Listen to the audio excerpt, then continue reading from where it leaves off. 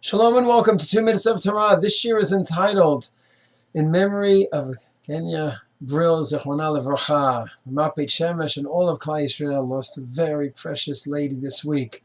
Genia Brill, a prominent member of our community, Ramat Beit Shemesh, and her whole family, the extended family, the Brill family, her mother and husband Avail, children, Eggert, Cohn, Hadass, family and the dinner family, every family so precious and such a mechubad, prominent family in our community, and just to think of the whole family sitting shiving out together, it's just a heartbreaking loss to the family, to the community, to the entire Klal Yisrael. An incredible woman. And I've personal hakarat tov. She and her son are actually the shadchanim for my son Shmuel and Chedva, so there's a special personal hakarat tov and bond to this incredible lady and just everything that she did in the community and speech therapy, helping so many people communicate. Rav Kornfeld Shlita said at the Levaya yesterday, Ruch B'malala, a person's ability to talk, that's really connected to the neshama, and that's what she helped people do, to communicate, to express themselves. And so much for such an incredible lady.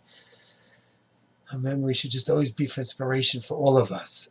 So I'd like to have a few series of shiurim in her honor and her memory. And the first one is a shaila that came up yesterday when I was visiting during the Aninut, spending some time with the family and just being there for them and seeing what I could help out with, any shailas. And one shaila that came up is davening. Is there tashlumin? Should anyone make up the davening that was missed? We all know the halacha is during Aninut, when one is an Onain, from the death until burial, there are no tefilot, no brachot, asher yatzar, hamotzi, tefillin, nothing. It's not an easy time in terms of the, we're so used to saying brachot, I almost feel funny eating food without a bracha, but that's the halacha. So the question came up at the Ninot house, so we're not davening now, everyone knew that, but the burial is at 7, and then tonight we're going to daven Ma'ariv. Should we do tashlumin? So it's very interesting because we all know that during Aninut, during that time there's no tefillah, but should one make it up in the next tefillah? So one will answer, well, it's obvious not, because you only make up a chiyuv, an obligation that you missed. We didn't miss an obligation. There was no chiyuv. The family, the relatives, had no obligation to daven mincha. So they didn't miss mincha, and there's nothing to make up. That is true, that is accurate.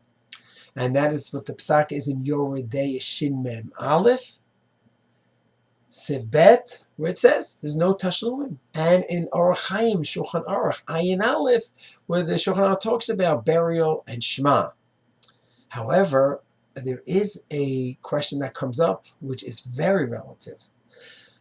So Genia passed away yesterday. Let's say she passed away 8 in the morning, 7:30 in the morning, and the relatives are all here, and they didn't daven yet, shacharit.